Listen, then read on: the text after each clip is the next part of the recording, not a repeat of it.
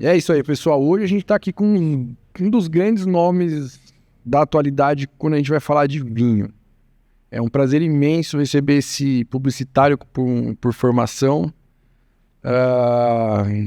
hiper certificado aí pela Wine Spirits Education Trust, 12 anos como embaixador aí da Wines of Argentina, hoje em dia fundador do Winet Club e redator aí colunista do portal R7. Deco, obrigado pela participação, seja bem-vindo. Obrigado a você. Bora lá. Uma coisa que eu gosto muito de entender, assim, cara, quem é o Deco, né? Onde o Deco veio, como que ele chegou até a idade adulta ali, né? O mercado publicitário, como que começou tudo isso daí? Cara, a minha vida... Bom, primeiro, obrigado pelo convite. Eu gosto demais de contar a minha história, não por mim, mas porque o que eu sinto é que, às vezes, quando eu conto minha história, muita gente se inspira a sair do lugar onde está e fazer alguma coisa diferente. Então, além de estar falando sobre uma coisa que eu gosto. Então, eu sou publicitário de formação. Não queria ser publicitário. Caiu no mundo, igual? Eu sempre sonhei em ser médico. Porra, né? Eu gosto de medicina até hoje, adoro. Sempre que tem alguém no hospital, eu pergunto tudo. Então, pô, tu vai no pronto-socorro, isso aqui tem que fazer isso, mas por que você vai fazer isso? É um tema que me interessa. Tá. Só que eu não tive capacidade de entrar na faculdade de medicina. Eu nunca fui bom aluno. Eu sempre tenho uma dessa, né? Os bons alunos são os melhores empresários, os melhores profissionais no futuro, cara. Então. Fundão representa. Tomara. E digo tomara porque eu quero muito que meu filho, então, seja isso. Porque as brigas que a gente tem em casa pro menino estudar, pro moleque estudar... Hoje, nós estamos gravando, eu ainda não sei se ele passou de ano. Vai passar. Então... talvez quando o episódio for ao ar eu já vou saber. A gente pode colocar de castigo ou não, né? Pode colocar um lettering. O Luca passou de ano sim, pessoal. Ou não, Luca. Minha filha nasceu, mas se fosse menino ia se chamar Luca. Luca. Luca, que é o nome da cidade da minha família na Itália. Só que a cidade é Luca com 2 Cs. Eu ia colocar com 2 Cs. O Luca é Luca com 1 C e ainda bem que você não colocou. Ainda bem que ela nasceu menina. Tudo bem que ela vai te dar trabalho. Vai. O trabalho é gostoso demais. Mas quando eu fui tirar a cidadania italiana do Luca, aqueles italianos broncos, né? Mais senhores do consulado, Ranzinza olhou o nome. Molto bene. Luca com 2 Cs, cidade da Itália. Brasileiro cafona tem mania de colocar Luca com 2 Cs. Com 2 Cs é cidade, nome da pessoa 1 C. Cara, deu uma bronca assim, tá, foi isso que a gente fez, o cara tava revoltado, Aqueles italianinhos ranzinhos. Então, e aí eu fiz cursinho, estudei, e olha que estudei, fiquei por 4 vagas. Medicina. E eu fiz 1 ano só de cursinho. USP ou... Não, qualquer coisa. Qualquer coisa. Na verdade, eu fiquei por 4 vagas na média ABC. Tá. Que é uma boa faculdade. E eu estudei 1 ano inteiro de cursinho. Pra não ir pra casa e me desvirtuar com TV, rádio, Nintendo, né?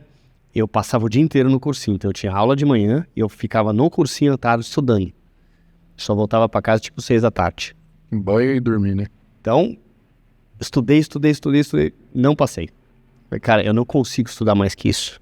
É impossível pra mim. Impossível. Não dá pra absorver tanto em tão pouco tempo também, né? Então, assim, foi 1 ano nessa pegada. Aí eu falei, cara, não sei o que eu vou fazer. E aí, um determinado dia, já tinha começado o cursinho fazia 1 mês e tal. Falei, vou fazer propaganda, fazer publicidade. Você tava no auge ali, né? E aí eu prestei FAP, prestei Mackenzie, entrei em 6º na FAP, 3º no Mackenzie. Quase não fiz cursinho.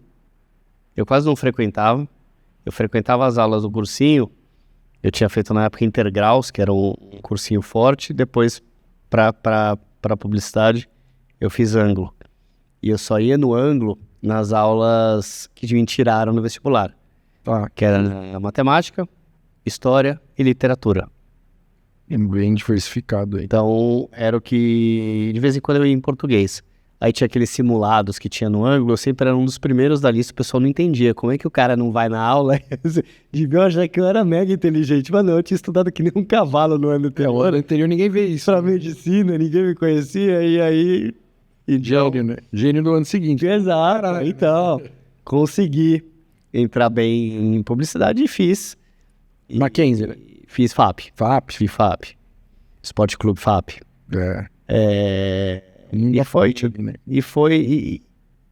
E ali eu comecei, e ali eu aprendi o que era estudar. Eu passei a faculdade sem nenhuma DP. Mas eu acho que a faculdade, ela te ensina a estudar de uma maneira completamente diferente da escola, né, cara? Porque, tudo bem, é um conteúdo que dá mais tesão de se estudar também, né? Então, É isso. se dedica de uma outra forma. É isso. E assim, matemática, que era um pênalti pra minha vida inteira de colégio, estatística eu tirava 9 e 10. Falava, gente, alguma coisa aconteceu aqui. Mas eu passei a faculdade inteira sem nenhuma DP. Eu também. Tirando tudo acima de 6, 7. Falei, gente, o que é isso? Meu pai não acreditava, minha mãe não acreditava. Enfim, então... Dígio da família. Só que não. Só que... E aí eu comecei a trabalhar em... Meu primeiro estágio foi numa importadora de vinhos. Que legal. Chamada Sponge. Saudosa Escola de muitos, né? 90% do mercado hoje, né? Porque os filhos do Otávio Piva eram amigos meus. E aí eu consegui fazer um estágio, fiz estágio na área de marketing. Que legal. Na área do marketing das lojas, que era Empório Santa Maria, Empório Lyon. Eram várias lojas na época. E foi meu primeiro grande contato com o vinho. Fiz uns cursinhos ali da própria Expand. E aí depois veio uma proposta para eu trabalhar em agência. Aí eu fui na época para finada Salles DMBB. DMBB. Que depois virou Salles Darcy, que depois virou Publicis. Né? Aí de lá eu fui tudo atendimento, né? Depois de lá eu fui para Léo Burnet. Da Léo eu fui Sempre atendimento? Sempre atendimento. Da Léo eu fui para DPZ. Grande. DPZ. Grande escola da publicidade, né, cara? De onde saíram as principais capitalistas, né, cara? Exato. Mas sabe que foi a agência que eu menos me adaptei. Foi a agência que eu menos me adaptei. Isso aí não deu liga, sabe? Foi a que eu menos fiquei, a que eu menos me adaptei. Aí de lá eu fui pra Liu Lara. Da Liu Lara eu fui pra... Não, de lá eu fui pra Yang. Da Yang pra Liu Lara. Nata, né? Da Yang pra Liu Lara e da Liu Lara eu fui pra W. Cara, então você passou só na nata das agências, né, cara? Eu tive bastante escola. Que escola, né? Tive bastante escola. E aí quando eu tava na W eu já tava meio saco cheio da propaganda. Já tinha deixado de ser aquela propaganda que todo publicitário tem tesão em colocar na rua. Sim. Uns filmes maravilhosos, campanhas maravilhosas. E passou a ser a propaganda do cliente júnior.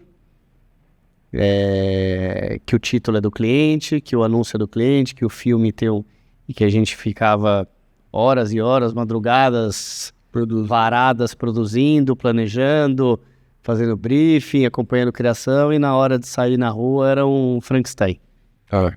Então, cara, quando a propaganda que você faz tudo, você rala pra caramba, e não é aquilo que você coloca na rua, você perde a vontade, você perde o tesão. Você perde o tesão, com certeza. Então, aí eu tava com a minha... Perde a essência do processo, né?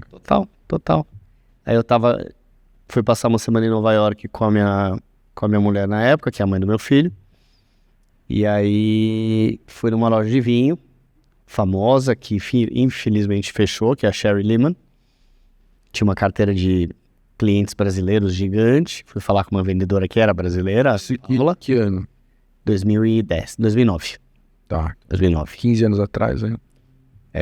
E ela contou que ela fazia letras, que ela também não trabalhava com isso, tal, que o marido dela foi transferido e que aí ela começou a trabalhar numa loja de vinho para ajudar em casa, tal, se apaixonou pelo assunto, fez o W7. Eu até então não conhecia nada sobre W7. Quem é esse cara aí, né? E ela tava feliz da vida. E aí ficou aquilo na minha cabeça. Na época, eu já escrevia sobre vinho. Eu tinha um blog, chamava Enodeco. Enodeco. Um dos primeiros blogs de vinho que surgiu e tal. Aí escrevia zero técnico, nunca tinha feito um curso. Era mais do que eu lia. Aí ia na degustação que pagava, sei lá, 50, 100, 150 reais para ir numa degustação. E eu escrevia sobre o entorno da degustação. Sim. Então eu saía de lá, eu fazia isso, fazia aquilo, com os amigos que eu tava, mas eu não escrevia nada técnico sobre o vinho, porque eu não tinha curso, tinha nada, não tinha Não conhecimento. tinha conhecimento, às vezes, nem profundidade ali. Zero. E aí eu escrevia esses textos e mandava pros meus amigos por e-mail. E lá no meio tava os vinhos que eu tinha tomado, mas o vinho era um pano de fundo só. Eu sempre gostei de escrever. E aí, na época, a W estava começando um projeto de uma área online e a Vans, que era a pessoa que estava tocando isso, falou, por que você não faz um blog? Eu falei, blog? Não sei nem começar a fazer isso aí. Ela sentou do meu lado. É assim. Falou, um nome pro blog. Eu falei, não, eu não vou fazer blog. Falei, dá um nome. Eu falei, sei lá, uma coisa bem infame, assim, Enodeco. Ela falou, gostei. Eu falei, não, tô brincando.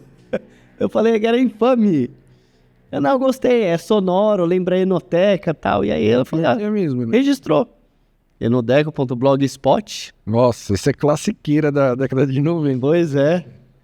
E aí foi. E aí ele falou, ela falou, sabe esse texto que você escreveu? Copia, cola, sobe uma imagem, coloca um título, aperta aqui. Falei, não é tão difícil. Eu só divulgo o link, né? Não é tão difícil. E comecei a escrever. E aí, deu uns 6 meses, o blog apareceu no então Guia 4 Rodas de Vinhos.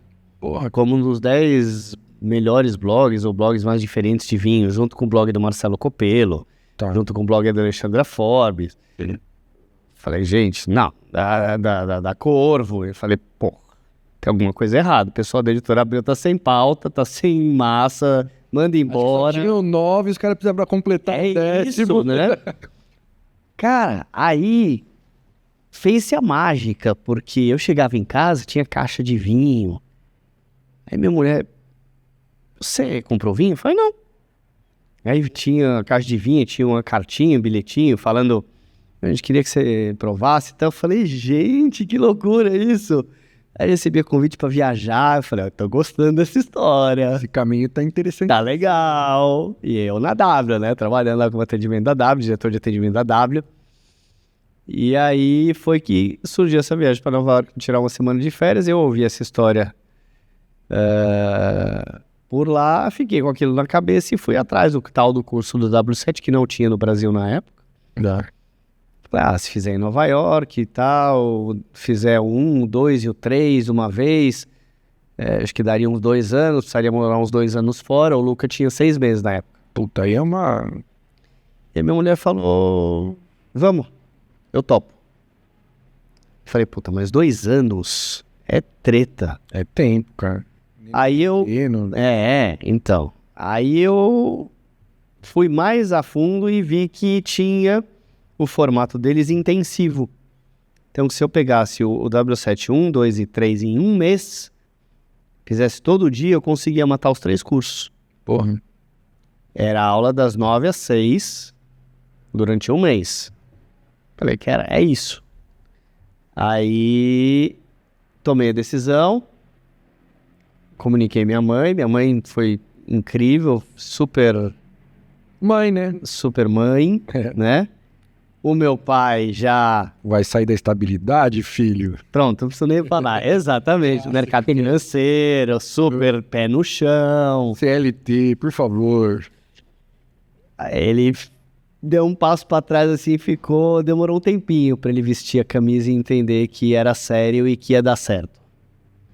E aí eu fui. E entrei na sala do Washington, finado Washington, querido, amigo, mestre, gênio. E mais um pouco, tudo isso mais um pouco. Enfim, foi talvez das coisas mais duras desse ano pra mim foi a perda do Washington. O Washington foi pra mim um cara, ele muitas vezes divulgava, ele pegava uns textos meus e divulgava, colocava no blog dele da Globo.com, quando ele ainda trabalhava na W. O meu primeiro barca velha que eu tomei foi com ele e com o cliente. O primeiro Vega Sicília que eu tomei foi com ele e com o cliente. Quando ele sabia que o cliente ia levar um vinho bom, ele me chamava. Aí. Então, e depois quando eu saí da agência, ele continuou até ele morar em Londres, ele continuou como cliente meu. Comprava vinho para os jantares que ele dava em casa, tal. Um cara, um coração gigante. E Um ser humano ímpar, né, cara? É uma coisa bem... bom, você que é corintiano, então tem o lado democrata da democracia corintiana dele, que todo corintiano exalta, né? Esse era o único defeito dele. Digo único, mas era o defeito mais aparente dele. E teve uma vez que aí depois ele saiu de São Paulo, foi pro Rio, e numa dessas viagens dele pro Rio, ele precisava levar 6 garrafas de Dom Perignon pro apartamento dele lá, né? Porque a Patrícia, a mulher dele, é carioca. Então eles tinham um apartamento lá, né? E eu chamo de Andrezinho, preciso levar 6 Dom Perignon pra lá. Você me empresta sua mala de vinhos? Eu falei, porra, claro que eu empresto, né? Então a gente sempre manteve uma amizade depois disso. Aí quando ele voltou, devolveu minha mala. Ele devolveu minha mala com uma Tétanger Vintage, uma edição do Romero Brito. Uma Tétanger Vintage de 1985. Tá lá em casa ainda, não tomei. A data de nascimento? Não, era enfim, nada de especial em relação à data. Então tá lá até hoje, champanhe. Não tomei ainda, não tive coragem de tomar. Agora então, eu nem sei quando é que eu vou. Imagina o peso que dentro daquela garrafa ali, cara, né? Então, o Washington de fato foi um amigo, um mestre, uma pessoa que eu senti muito em perder esse ano. Mas entrei na sala do Washington e ele... Falei, Washington, tô saindo. Pra onde você vai? Senta aí. Eu não vou pra nenhuma outra agência, Washington. Eu tava 5 anos lá já. Foi a agência que eu mais fiquei. Eu vou tentar minha carreira no vinho. Eu vou passar um mês em Nova York, vou estudar e vou voltar, vou abrir uma consultoria, quero abrir um clube de vinhos, quero dar aula, quero fazer um monte de coisa. Quero testar, né? Ele falou, vai, voa. Você adora isso, vai dar certo. Se você precisar um dia, as portas da W vão estar sempre abertas para você. Isso é incrível, né, cara? Isso é uma... Cara, graças a Deus eu nunca precisei, mas eu não tenho a menor dúvida de que estariam abertas. Aí depois ele foi morar em Londres e quando eu fui para minha formatura do diploma, falei, Washington, tô indo para aí. Ele falou, você tá chegando justamente no dia que eu tô indo pro Brasil. E ele tinha falado, o dia que você vier para Londres eu te devo um jantar no Milos, que é um restaurante grego que ele adora. E aí falou, bom, então tá aqui a lista de restaurantes que eu gosto, indicação para você ir, se precisar de alguma coisa aqui você me avisa, eu vou estar no Brasil infelizmente, e aí na sua próxima volta eu te devo um no Milos e um no SW7. Então assim, não é que ele me devia um jantar, ele ficou me devendo 2 jantares. Então assim, esse era o Washington. E aí fui para Nova York, voltei e abri a Wynett, minha consultoria, que eu comecei, enfim, dando aulas, distribuindo vinho, fazendo curadoria, esse tipo de coisa. Eu sozinho. Por muito tempo fiquei sozinho. Depois, ao longo do tempo, precisei de uma pessoa para me ajudar mais na parte operacional, que passaram algumas pessoas junto comigo. E até o momento que está hoje. Sim. E, bom, já que a gente... Eu tô olhando para ele aqui, mas como eu não parei de falar, eu falei, pô, a gente precisa falar do vinho, né? Vamos, então, fazer um brinde. Por favor, aproveita para falar desse vinho depois pra gente, que é uma das peças aí da Winet, né? Um dos meus filhos, o Proyecto Hermanas, ele é um corte, ele tá um pouquinho, podia estar um pouquinho mais gelado. Mais geladinho, mas... Ele é um corte de 70 Malbec, 30 Cabernet Franc. Cabernet Franc é uva que eu amo. Incrível. Amo. Que eu tenho uma história muito legal com essa uva na Argentina. A hora que eu começar a falar da Wines of Argentina, eu conto um pouquinho. E o Proyecto Hermanas é um projeto das irmãs que tocam hoje a Bodega Lagarde. Tá. A Lagarde é de uma família Pescarmona, uma família importante na Argentina, não em... E é onde docinho Fishmonger lá. É a mesma vinícola do Fishmonger. E as duas irmãs que tocam a vinícola hoje, que é a Lucila e a Sofia, elas têm 10 anos de diferença uma da outra, e elas são muito diferentes. Uma é mais pivetada, mais da pra virada, mais da festa, a outra é mais tranquila. Uma ama vinho branco, a outra ama vinho tinto. Uma mora em Mendoza, que é a Sofia, que é quem toca o dia a dia da vinícola. E a Lucila, ela casou e hoje mora na Califórnia. E hoje ela é como se fosse uma embaixadora, ela toca a operação da Lagarde nos Estados Unidos, que é o maior mercado para eles. Mas são as duas herdeiras, filhas do seu Henrique, que é ainda o proprietário da vinícola, que ainda tá vivo, tem 80 e poucos anos. Tá super ativo, mas quem toca são as meninas. Mas desfrutando um pouco. É isso. E por conta dessa diferença delas, tanto de distância, como de idade, como de jeito, elas resolveram criar uma linha que mostrasse as semelhanças e diferenças entre elas. Então, mostrar que as diferenças também as aproximam. Sim. Com uma linha de vinhos. Então, por isso que chama-se Proyecto Hermanas. A gente traz o Chardonnay, traz o White Blend, que é um blend que eu adoro, que é Viognier Semillon Chardonnay Sauvignon Blanc. Bem bacana. Traz esse Malbec Cabernet Franc e um Pinot Noir. E aí ainda tem lá um Viognier 100%, que a partida é muito limitada, então não vem pra cá. Eles fizeram uma época, um ano Sauvignon Blanc, mas depois não fizeram mais. Então é um projeto que eu gosto bastante, um projeto, cara, incrível. Bem, um vinhaço. E é um dos meus queridinhos aí do portfólio da Winet. Boa.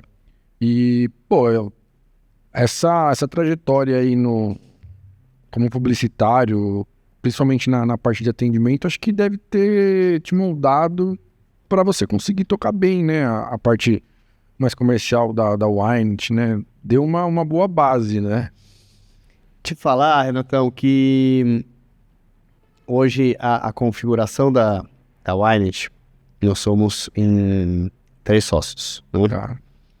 O Gustavo, ele é o administrativo financeiro. Tem outro Deco, que é o responsável por toda a parte operacional logística. E eu que sou o responsável pela parte técnica do vinho. Curadoria, né? A curadoria, os treinamentos, A moça. o relacionamento com o mercado. Então, como eu vim desse mundo da imprensa, o meu trânsito na imprensa, influenciadores e afins é um bom trânsito. Então, relacionamento com o mercado, com sommeliers, com a imprensa, sou eu que faço. Disso tudo que eu falei, faltou o comercial. O comercial eu divido com o Deco, com o outro Deco. Porque eu sou muito ruim para vender. Muito ruim. Muito. Mas sabe uma coisa que eu aprendi na vida? É que quando você é técnico, você vende pela sua técnica. É isso. Você não precisa, né, ter aquela persuasão complexa, mas quando você é sincero, técnico, sabe daquilo que você está falando, você acaba vendendo também. Que é muito o meu perfil, assim, né? É exatamente isso, só que eu não tenho, por exemplo, o dom da negociação. Eu não sei negociar. Se o cliente chegar para mim e falar, alô, clientes, não testem isso.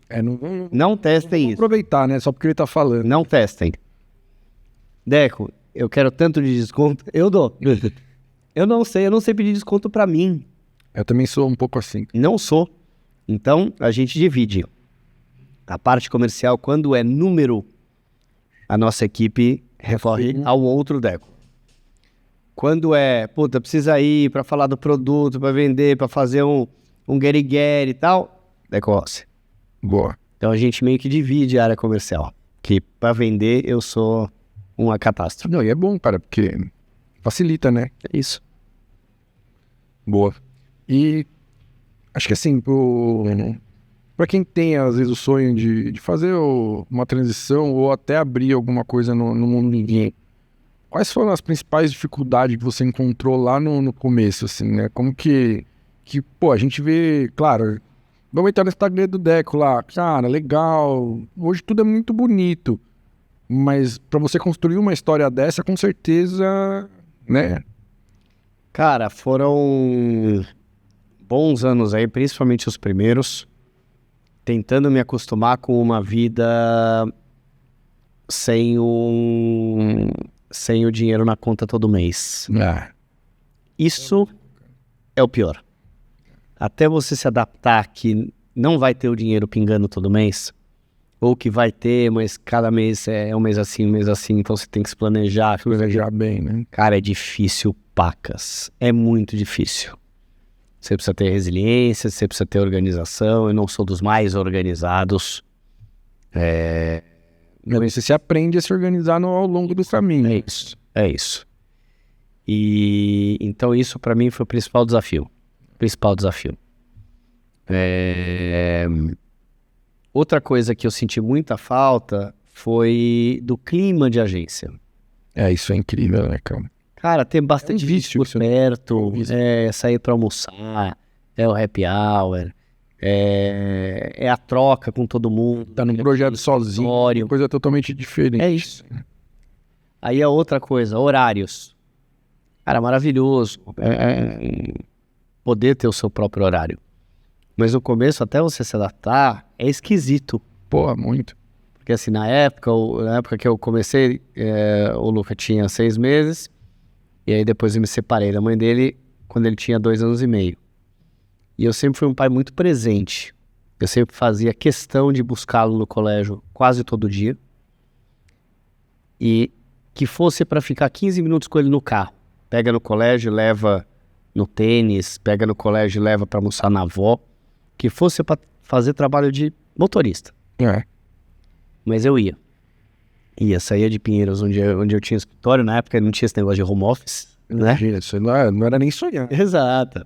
Tinha um escritório em Pinheiros, ia até o Morumbi, pegava ele no colégio, levava para casa da avó, que era Cidade Jardim, eu levava pro clube, eu levava para natação. Cara, fazia questão de fazer isso. E muitas vezes eu tinha que trabalhar à noite. Sim. Tem uma turma de curso à noite. Montei uma turma de curso. Tem um line dinner para fazer. Então, o horário que tinha, de repente, para eu ir para academia era às 3 ou 4 da tarde.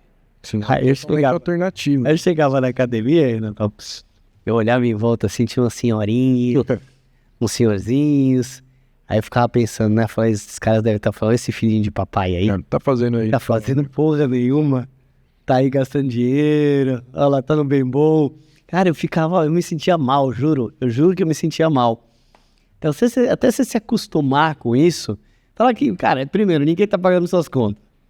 Segundo, é o horário que você tem, porque eu poderia ir à noite, mas não, cara, foi a agenda que eu montei.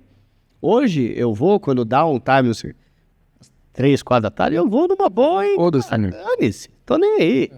Mas no começo, tudo isso junto... porque você vem de uma coisa que a sociedade te impõe, né, cara? Então, até você ter o teu próprio respaldo para quebrar essa barreira, demora, né? Isso aí só ganha com a vida, né? Mas no começo, tudo isso junto dá uma bagunçada na cabeça. Porra, com certeza. Dá uma bagunçada. E aí, hoje em dia mudou muito depois da pandemia.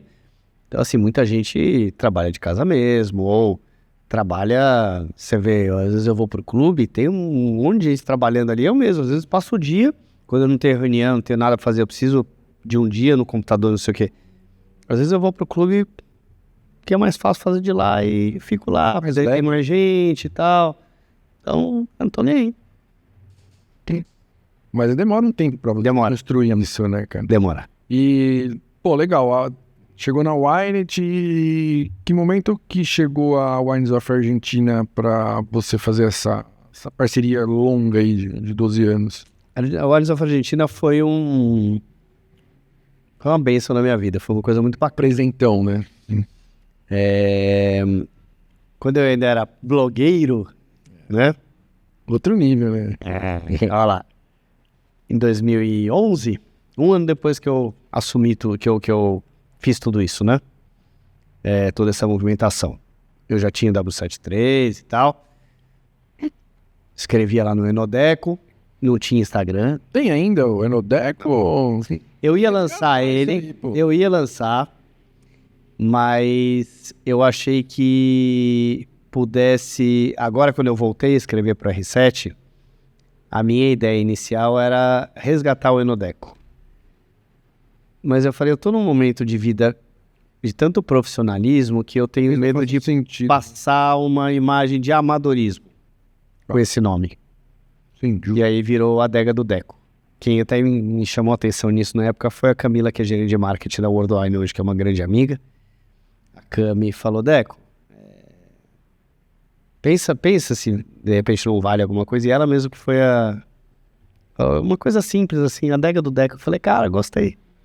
Então, muito do Adega do Deco hoje do R7 esse nome é de uma reunião que a gente teve, um papo que a gente teve. Simples, objetivo.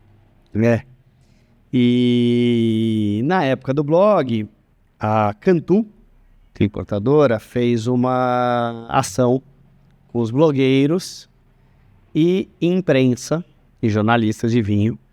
Mandou para 30 pessoas um kit. Uma caixa com 5 meias garrafas de vinho da Susana Balbo. Sim. Um Cabernet, 2 Cabernets de vinhedos diferentes, 2 Malbecs de vinhedos diferentes e um Tanat. Nessa caixa tinha uma pipeta e uma proveta. E você tinha que fazer um blend. Um blend, que incrível. E aí você tinha até tal data.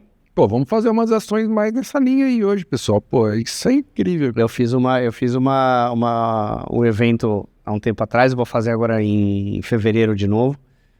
Um evento corporativo que as pessoas montam blend e tudo. Puta, super, super bacana. E as pessoas tinham até uma data para montar o blend e mandar por e-mail qual era a proporção de cada vinho. Aí chegava lá no e-mail da Susana, eles faziam. A equipe dela montava o blend, e aí no dia da degustação ela ia ter os 30 vinhos lá, sem saber qual era qual, e ia provando. Que legal, cara. Pra dizer o que ela achava. Chegou lá em casa, aí eu falei, cara, o que eu vou fazer, né? Quem vai provar é uma mulher. Então eu vou pegar aí, na época tinha uma pessoa que trabalhava comigo, a Mari, que era RTV da W na época. Depois ela saiu da W e foi trabalhar uma época comigo. Aí chamei mais 2 ou 3 pessoas.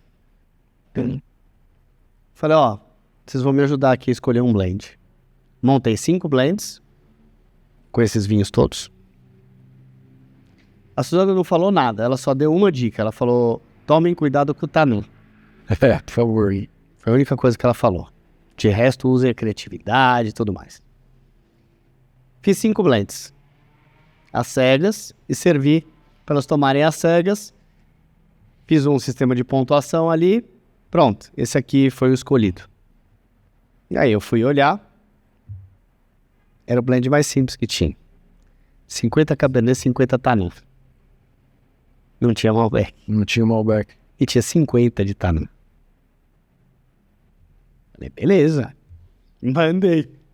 Tipo, era pra mandar até meia-noite, 11h59 do dia tal, eu mandei Sim. assim, cara, no Coisa de publicitário. Exato. Publicitário. Exato. Aí mandei. Aí, no dia da divulgação, não sei o que, o terceiro melhor foi esse, o segundo foi esse, primeiro tá aqui. Enodeco. Falei, você tá de brincadeira. Você tá de brincadeira. Aí a hora que ela vê, ela não sabia qual era o corte. Aí a hora que ela abre, ela arregala os olhos e fala, 50 Cabernet, 50 Taná. Isso porque eu mandei vocês tomarem cuidado com o Taná. Mas eu tomar cuidado. Não tinha Malbec. E era, de todos, o único corte só com 2 vinhos. E 50-50, assim, zero criativo.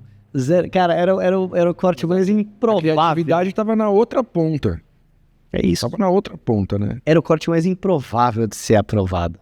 Ela mesma falou que ela ficou surpresa com o corte. E aí o prêmio era ter uma barrica desse vinho. Pô. Então eu tive a barrica desse vinho. Vendi todas as garrafas. E pedi pra fazer mais uma. E aí eles fizeram mais uma. Ainda tem umas garrafinhas lá comigo. Eu devo ter umas 12, 15 garrafas dele.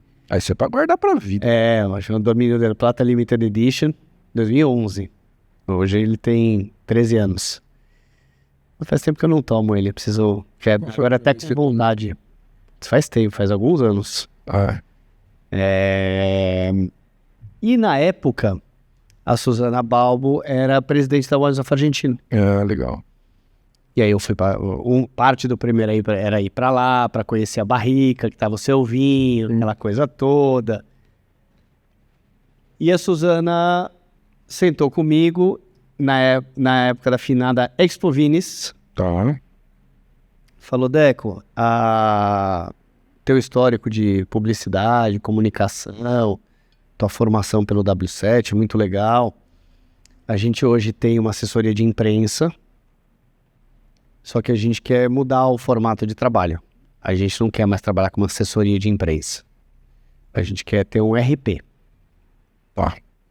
Você topa bater um papo com o diretor-geral da Wines of Argentina, com a gerente do mercado do Brasil, e aí depois, se for o caso, com o pessoal do comitê diretivo? Falei, claro, topa. Bora. E aí falei com um, falei com o outro, não sei o quê. Aí fui pra lá, visitei as vinícolas, conversei com grandes nomes da indústria que eram parte do comitê diretivo e comecei esse trabalho na Wines of Argentina como RP em 2011. 2012. Não, 2011. E foi nessa primeira viagem que eu tomei o meu primeiro Cabernet Franc argentino. Então aí que vem 2012. essa história que você comentou. E ninguém falava de Cabernet Franc. Ninguém. Falei, gente, que vinhaço. Foi um Finca La Célia Heritage, que é uma linha mais top deles. Nessa mesma viagem eu tomei um Cabernet Franc da Lagarde. Da Lagarde. E tomei um Cabernet Franc da Escorihuela, com Pequeñas Producciones. Voltei de lá encantado com essa tal de Cabernet Franc. Quem é esse cara aí, né? Todo mundo falar de Malbec. Malbecão argentino, clássico, né? Comecei a falar para um monte de gente, fiquem espertos com o Cabernet Franc argentino, vale a pena, não sei o que. 2012, em 2016 ou 2015, capa da revista Decanter, os Cabernet Francs argentinos. Falei, aí eu já sabia. Tava com o olho bom. E hoje o Cabernet Franc argentino é o que é. E aí, nesse meio tempo, eu já tinha ficado muito amigo da Lucila, de uma das meninas da Lagarde. Falei, um dia eu tenho o sonho em ter um vinho meu e tal. E ela falou, você quer produzir um vinho com a gente? Falei, claro que eu quero. Por que não? Você tá louco, era isso que eu tava esperando. E produzi, até hoje eu tenho, Devita. Eu ia trazer, mas eu tava sem uma garrafa em casa, foi besteira, foi bobagem. Não pensei nisso antes. Até hoje eu tenho o Devita Cabernet Franc, que eu produzo todos os anos lá com eles. Partida super limitada. E aí no meio do caminho eu comecei a produzir um Chardonnay também. Que legal. Eu tenho o Devita Cabernet Franc e o Devita Chardonnay. Então é uma marca Com eles. exclusiva. É uma marca minha. Boa. É um projeto meu com eles. Que incrível. E, pô, foram mais de 100 viagens pra Argentina, né? Não foram mais de 100. Se eu contar... Vinícolas, 100 vinícolas. Muito mais. Porque, eu ia por 6 anos, por 7 anos, eu ia 4 vezes por ano. Levava imprensa, sommelier, comprador. Então, assim, foram... Não, aí são 7 vezes 4, 28 aí, tá? em cada vinícola, assim, foram Mais de 30 viagens aí, facilmente. tranquilamente 40 viagens. Então, se cada viagem eu visitasse ali, que era mais ou menos a média de visita, umas 8 vinícolas. Se for 5 já dá 200. Né? Tinha vinícola repetida, tudo. Mas a Argentina ficou, sem dúvida nenhuma, um porto seguro para mim, um lugar de conforto, uma referência. Até hoje. Por muito tempo eu me incomodava. Porque eu falo, cara, eu estudo pra caramba, não sei o quê. Na época eu comecei a fazer o diploma. E o pessoal continua me vendo como uma garrafa de Malbec ambulante. Você sabe falar de vinho argentino? Não, eu sei falar de outras coisas tantas. Hoje eu olho pra trás e eu vejo... Cara, é bom ser a referência. Mas hoje te dá um orgulho. Poder ser referência num tema específico. Por mais que eu já tenha estudado N coisas. E a Argentina, o mercado aqui no Brasil é imenso, né, cara? Segundo país. E muito provavelmente a partir desse trabalho que você fez, né? Ajuda. Era um trabalho de comunicação. Não tinha venda aí no meio. Era muito mais de comunicação do que qualquer outra coisa. Cara, e dessas, sei lá, mais de 40 viagens, mais de 100 e poucas vinícolas visitadas, traz alguma história pra gente bacana aí, pô, alguma degustação, alguma vertical, algum vinho especial. Top 3, assim, vai. Uma só deve ser complicadíssimo, né? Mas... Top 3... essa você pegou aí.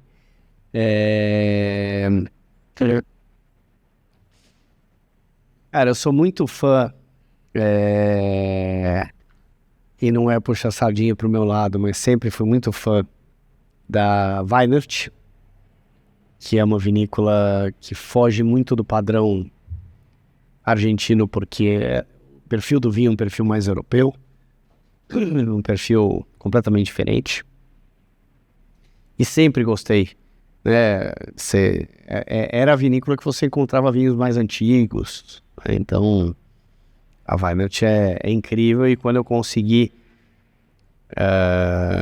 arquitetar com ele de trazer a Weinert via Weinert, eu fiquei muito, muito feliz.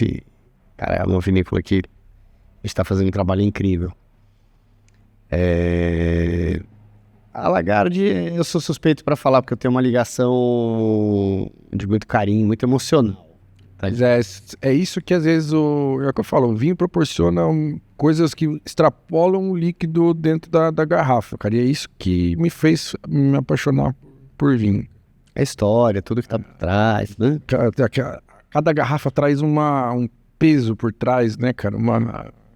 Isso é incrível demais. E... cara, tem tanta coisa, mas... Eu vou... falei dessas duas, né? Eu vou fazer um top 5, vai? Top 5, vamos abrir o leque, não tem problema. Preciso abrir um pouquinho. Então eu vou falar dos irmãos Michelini, que fazem um trabalho de vinhos orgânicos, biodinâmicos, de produção superlimitada, um estilo mais natural, mas que viraram amigos e que sempre me recebem no vinícola como se fosse minha casa. E para mim não só os vinhos e a amizade que eu fiz com a família inteira, mas para mim é um retrato do porquê que eu, sempre que eu vou lá, eu falo, eu tô indo para minha segunda casa. Porque a gente às vezes tem birra com o argentino por causa de futebol, né? Aí Os palmeiras. eu não tenho, cara. Eu Também não. foi uma besteira danada. Eu acho que é mais deles com a gente do que a gente com eles, assim. Eu tenho essa leve impressão, mas eu sou completamente... Pô, as experiências que eu tive na Argentina foram incríveis, assim. E ponto final. Mas assim, eles recebem a gente, só falta estender tapete vermelho. Assim, isso faz toda a diferença na experiência que você tem lá. Total. E eu personifico isso muito em sempre como o Matias, a Paula, filha dele, o Juanpi, os Michelines me recebem sempre que eu vou lá. Ou seja trabalho, seja lazer. A Renata, minha mulher, que não tem nada a ver com o mundo do vinho, ela adora eles e sempre fala, nós vamos visitar o mate, vamos lá, tal. Aquela visita, quando você vai pra lá, você não tem como deixar de ir, né? Não, e não é uma visita, é sentar pra tomar vinho. Porra. Então a gente sentou uma vez, chegamos lá 2 da tarde, nós saímos 10 da noite. Ficamos lá sentados, os amigos, cara, então, assim, isso pra mim traduz muito o espírito acolhedor deles lá. Aí eu vou falar de uma vinícola de Salta, que eu fiz várias viagens para lá, porque às vezes sempre a gente ia para Mendoza, e ou para San Juan, ou Mendoza-San Juan, ou Mendoza-Salta, ou Mendoza-Patagônia, Mendoza-La Rioja. Então, Salta, a Bodega Colomé, que é espetacular, é um projeto incrível, também biodinâmicos e um americano por trás cheio de dinheiro e que tem um museu lá lindo, maravilhoso, difícil de você chegar lá, mas a vinícola é espetacular, zero ostentação, sabe? Sim, uma coisa mais pé no chão, mas... Total.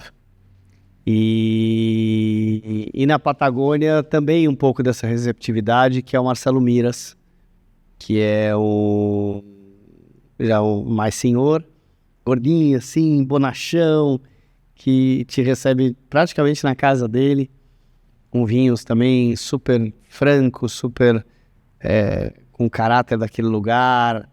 E então acho que tiver que traduzir a Patagônia numa experiência bacana, é isso com o Marcelo Miras. Tem um lugar que tá na minha lista aí pra conhecer, cara. O lugar em si, você não vai falar, nossa, como Mendoza. Nossa, que lindo. Mas ó, por exemplo, eu fui pra Mendoza numa época que não tava bonito, porque era uma época que tava no degelo, parecia uma coisa mais árida, assim. Sim, né? Mas vale, é legal. Mas é uma viagem pra vinho também, né? Eu fui focado em beber bem, né? Óbvio. Então não... Mas você falou aí 2, hein? Vamos, exato. Top 5, hein? Vamos lá.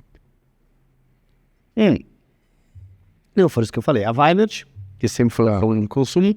A Lagarde, pela minha ligação emocional.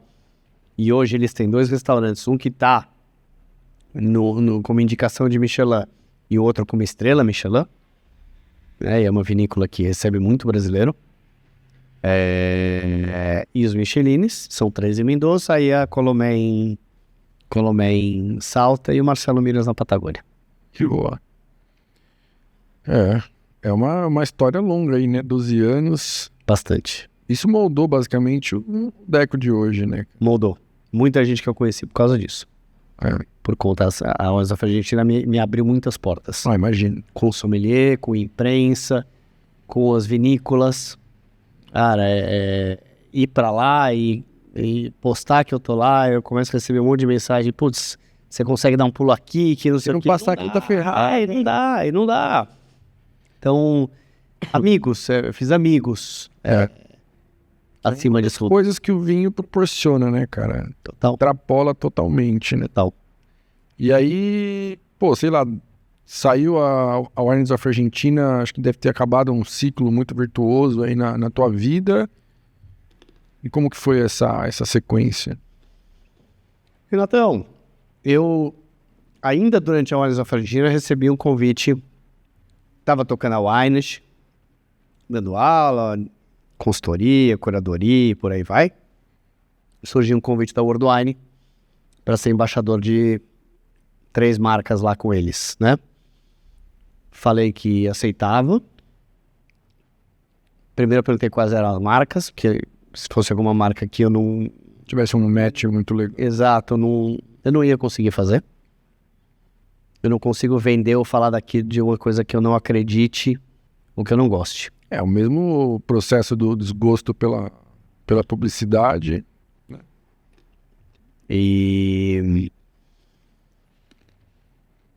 E aí ele falou, não, é Alto Las Hormigas, que era o primeiro Malbec argentino que eu tomei. Quando eu ainda não conhecia de vinho, foi um Alto Las Hormigas Malbec clássico, que me indicaram, eu fiquei com aquilo na cabeça. Eu já tinha uma ligação forte aí, né? E aí eu cheguei naquele supermercado Varanda, ali na Ponte Cidade Jardim, que era uma banquinha antigamente. Falei, tem um vinho aí, chama Alto Las Hormigas, o sommelier olhou pra mim. Que esse cara aí, né? Você conhece, hein? Você não veio, não pediu Trapiche, Trivento, Catena. Isso é um vinho diferente. Não é muito comercial, né? Falei, pois é, foi o primeiro Malbec argentino que me chamou a atenção. Aí era Alto Las Hormigas, era Oldfield, do Chile, que tem um trabalho maravilhoso, eu sempre fui louco pelo carinha deles. E depois Arboleda, que era uma marca que eu lembrava de ter trabalhado na Expand. Tá. O vinho, um projeto lindo do Eduardo Chadwick. Eu falei, não, eu aceito, mas eu não vou deixar de fazer as coisas que eu faço. Então eu tenho minha consultoria, eu trabalho com vocês, eu compro o vinho de vocês para revender para os seus clientes, assim como eu vou continuar trabalhando com a Decanter, com a Zahil, com a Premium. Beleza? Beleza. Outra coisa. Se eu cheguei até aqui, muito é por conta, na época já tinha Instagram, muito é por conta do meu Instagram. Assim, eu vou continuar falando de outros vinhos. Eu vou continuar bebendo outros vinhos, eu vou continuar postando outros vinhos. Ok? Tudo bem? Tudo bem, a gente não quer que você deixe de fazer isso.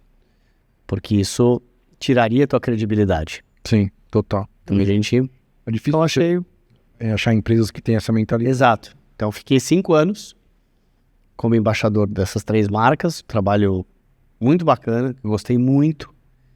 Ia dar treinamento e fazer evento aí, Brasil afora.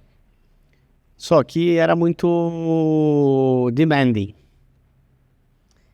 E eu tava deixando a wine de lado. Nesse meio tempo, eu consegui terminar o diploma. Em quarto nível. Todas as provas. Passei. E aí começaram a abrir algumas portas. Certeza. A minha atual mulher, a Renata, e na época quem estava comigo trabalhando era a Ju Haddad. A Ju também ficava, quando é que vocês vão... A Ju falava, a Renata falava, quando é que você vai sair de trás dessa mesinha aí, parar de servir vinho pros outros? Eu falei, mas eu gosto de fazer isso. Mas a Ju falava, a Renata, a minha mulher, falava, mas você não precisa fazer só isso. E aí eu comecei a ficar com isso na cabeça e falei, putz, beleza, eu vou pensar em mim. Então eu tenho 2 alternativas. Preciso ganhar escala. Sim. Para ganhar escala no consumidor final, eu tenho que montar uma loja ou um e-commerce, eu vou precisar de um investimento, e eu não sei se esse é o caminho, que tem um monte aí. Não sei se é isso que eu quero, né? Ou eu vou pro trade, aproveitar todo o relacionamento que eu tenho, aproveitar esses 5 anos de embaixador de marca que eu dei treinamento em N restaurantes, hotéis, loja e tudo mais. Só que para isso eu preciso importar. E essa era uma pergunta que eu sempre ouvia e sempre repetia. A mesma coisa. Deco, você não vai importar vinho? Não. Importar vinho no Brasil é coisa de louco. Você precisa ter estômago Vai. e muito conhecimento. Eu só vou importar vinho um dia se eu tiver alguém muito, muito bom que saiba fazer isso. Um parceiro, né? Não dá pra abraçar o mundo, né, cara? E aí falei, talvez esse seja o caminho. Então, assim, com quem que eu vou falar? Falei com algumas pessoas e lembrei que no meio desse tempo todo, eu tinha 2 amigos que tinham feito o meu curso de vinho, tinham sido meus alunos, e que me chamaram para dar uma consultoria para eles, que eles queriam começar a importar vinho, eles não eram do ramo de vinho, Business. queriam começar a importar vinho e eu montei um portfólio para eles, com a Lagarde e com uma marca alternativa da Oldfield, que eu sabia que eles queriam entrar no Brasil. Então as marcas principais estavam no World Wine, eles queriam outra marca. Coloquei na mão deles, assim que eles abriram a importadora, veio a pandemia. E eles conseguiram sobreviver, mas nunca decolaram por faltar alguém do vinho no business. Esse mercado, né, cara? E conhecimento, e ter, e falar no nome de, é uma importadora, que importadora, mas o que você fez no mundo do vinho? Não tinha história. Consegui abrir portas, né, cara? É isso. Então, falei, pô, tem 2 caras que são amigos, que tem um portfólio que eu montei, então acho que eu vou falar com eles também. E falei, eles falaram, Deco, é o que a gente precisa. E é o que eu precisava. De uma pessoa para tocar todo o administrativo financeiro, que não é meu forte. De tocar toda a parte de logística e importação, Que é complexo pra caralho. que eu não sei nem por onde começar. E aí eu me desfiz das marcas da Worldline, comuniquei que eu estava saindo. E desde janeiro do ano passado, que a gente está nesse novo formato da Ynet, muito mais focado no trade, mas ainda assim continuando com consultoria, curadoria, distribuição. Eu continuo vendendo para alguns clientes meus vinho de outra importadora, enquanto a gente não tem um portfólio grande, porque a gente está crescendo bem devagarzinho, E pé no chão. são investimentos, né, palpáveis aí, né, no processo. E fugindo um pouco da questão da importadora e tudo mais, esses tempos aí você ganhou algumas premiações, né? Queria que você trouxesse isso pro pessoal e comentasse um pouquinho daquela, pô, é um trabalho muito longo, né? E às vezes aquele reconhecimento é aquela coroação que, né, dá um gás para você seguir adiante. Natão, eu sempre fui um cara muito analítico, muito de sair um pouco fora da caixinha. Acho que muito da minha formação de publicitário Sim. mostra isso. E com as pessoas que eu tive contato, né? O próprio Washington, de pensar sempre um pouco fora da caixa, né?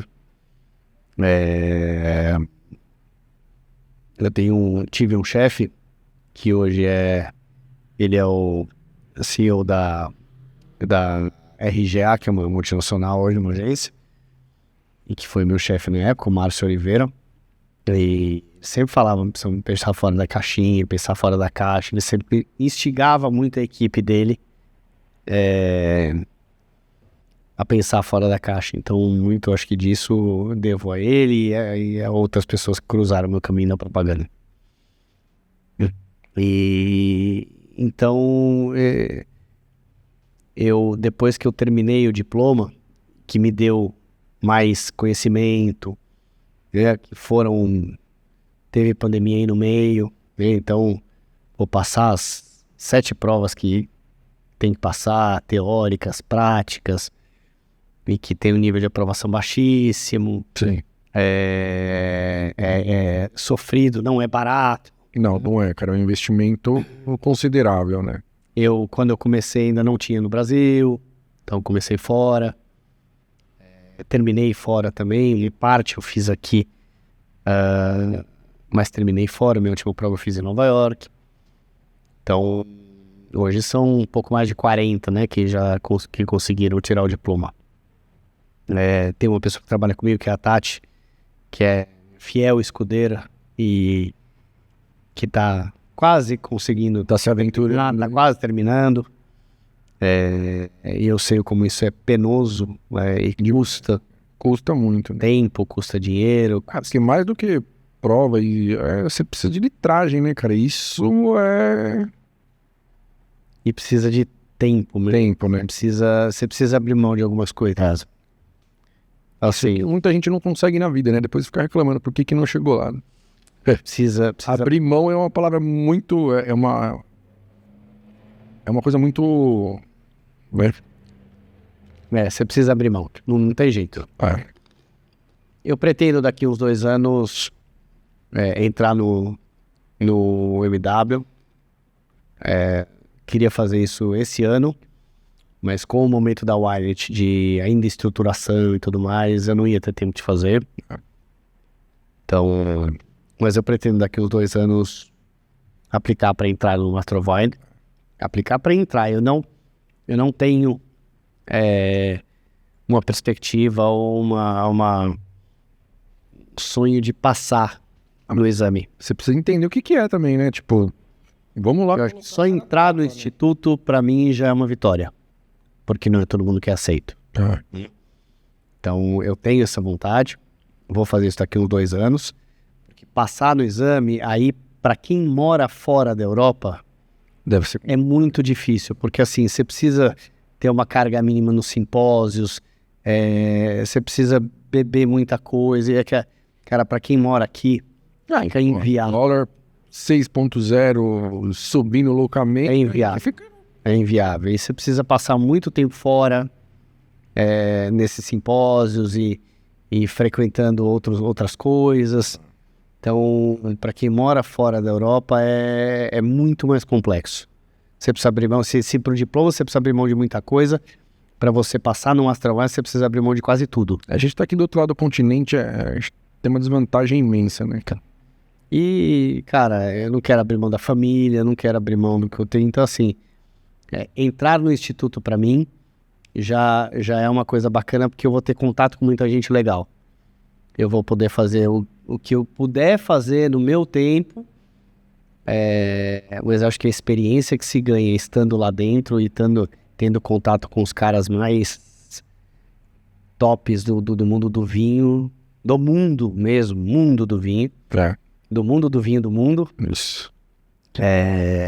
isso já vai valer muita coisa. Né, cara? Isso já vale muito. Então eu tenho essa pretensão de daqui uns 2 anos aplicar para entrar no instituto. Então depois de todos esses estudos, dos cursos da Wine Scholar Guild que eu fiz, que eu estou fazendo agora de Itália também, não dá para parar de estudar. Não dá para parar de estudar. A mesma área que você estava antes, para essa área que você está agora, é um estudo infinito. São coisas que tem uma mutação muito rápida, então assim, não dá. Acho que muitas das profissões você não pode parar nunca, mas algumas áreas em específico o negócio é maluco. É isso.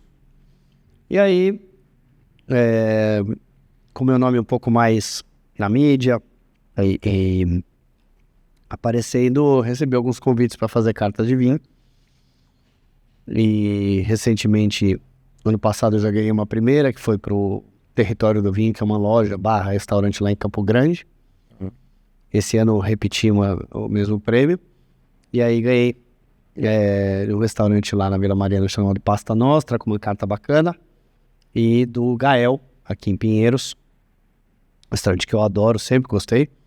Também tem com uma carta bem legal. Não são cartas grandes, são cartas enxutas. Difíceis de fazer, porque quanto mais enxuta, mais difícil né? Porra, com certeza. Você tem que variar estilo, tipo, preço, origem, uva e pensar em tudo isso. Então esse prêmio da Prazeres foi bem legal. E aí estamos estreando agora uma carta nova no Kazu, que é o restaurante asiático do chefe Kazu, que ganhou uma estrela Michelin no meio de 2024, e que agora no final de 2024 ele entrou na lista dos dos chefes que eles chamam os melhores chefes do mundo, que só entraram 17 brasileiros, né? Que eles dão um prêmio como se fosse Michelin de 1, 2, 3 estrelas, que é o Best Chef Awards, que foi em Dubai a premiação. O Kazu ganhou uma faquinha lá, 1, 2 e 3 facas. Né? O Kazu foi o único brasileiro em restaurante asiático que ganhou uma faquinha lá. Ele tem uma estrela Michelin que ele ganhou na época que ele comandava o Mi, o restaurante lá do Copacabana Palace. E aí agora ele ganhou a estrela Michelin com o restaurante do nome dele. E acabou de ser premiado com uma faquinha lá no Best Chef Awards Dubai. E o Kazu foi um dos amigos que eu fiz desse mundo do vinho na época de World Wine, eu dar um treinamento lá, que tinha vinhos da World Wine por lá.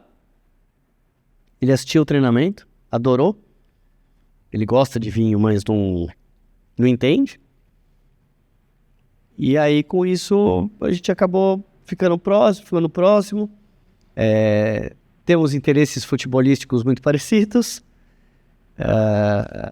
Fomos juntos, viajamos juntos para ver o jogo de São Paulo. A final da Copa do Brasil de 23, a gente foi pro Rio juntos. Sempre que ele podia ir no jogo aqui no Morumbi, ele me mandava mensagem: Deco, você vai no jogo? Então virou um amigo. Não pergunta se eu vou, só fala assim, tô indo, vamos se encontrar lá, né? Ele falou, dá pra eu ir? Era a pergunta dele, né? Porque às vezes eu levava, enfim, meu filho quase sempre vai comigo, eu levava amigo do meu filho, não sei o quê. E aí o Kazu falou: Deco, eu sempre falei, Kazu, você não pode ter essa carta que você tem aqui, meu.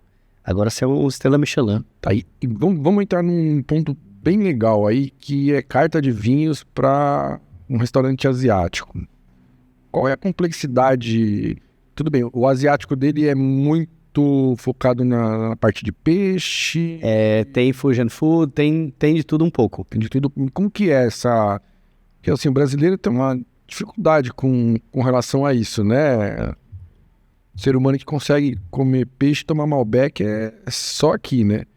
Como que é você... Porque assim, independente da parte técnica, você precisa vender. Se o cara quer tomar um catena com peixe, seja feliz. É isso. Então como que é ter essa diversidade e tentar, ao mesmo tempo, educar o público para uma harmonização mais legal? Como que é montar essa carta, assim? Deve ser uma loucura, né? Cara, é o tipo de desafio que eu adoro. Adoro. Eu sou um louco por comida asiática, comida japonesa, tudo. E eu sempre falava: Kazu, você não pode ter essa carta que você tem aqui. Eu não vou citar produtores e vinhos que ele tinha, nem nada, porque eu não quero desmerecer ninguém, né? Nem precisa também, né? Mas assim, cara, 60% dessa carta não combina com o teu menu. Tem nada a ver. E o que você tem, cara, é comercial.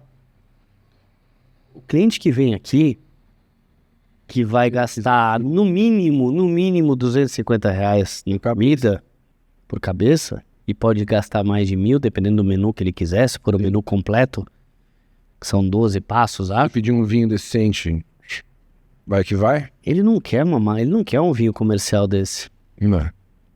Isso influencia totalmente na hora de questão de prêmio também, né? Se um vinho tá totalmente... Falei, então, cara, você mudou de patamar, você subiu. E ele falava: eu sei, ó, uma hora nós vamos mudar. E aí ele me chamou falou: Deco, acho que chegou a hora. Agora é a hora. E aí me chamou e falou: eu quero uma carta com 30 rótulos. Mais que isso, vai ficar parado. Eu falei: eu nem teria uma carta maior que isso. Mas 30 rótulos é pouco, né, cara? É pouco. Né? É pouco. Eu ia dizer que não foi um desafio difícil, mas, cara, Renatão, eu adorei fazer a carta. Adorei. Cara, eu me diverti, eu fazia com prazer. Eu olhava a lista de vinhos das importadoras e tal. Eu olhava e falava: cara, quanto mais difícil tava, mais eu ficava feliz.